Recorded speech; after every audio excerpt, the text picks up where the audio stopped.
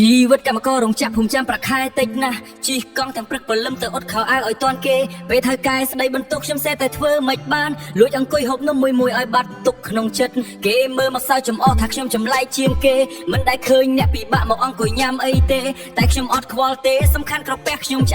ตัวใบเกทาอย่างนั้นก็ชมในใต้ต่อสู้ประคาย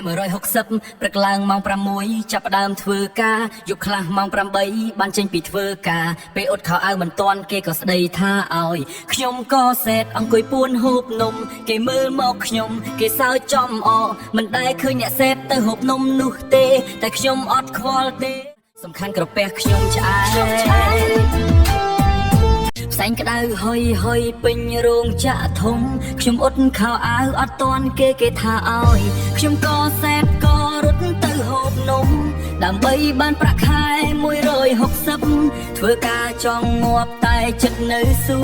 ជីវិតអ្នកអត់ខោអាវក្នុងរោងចក្រជីវិតអ្នកអត់ខោអាវក្នុងរោងចក្រខ្ញុំអត់ខោអាវទាំងព្រឹកដល់ល្ងាចដើម្បីបានប្រាក់ខែ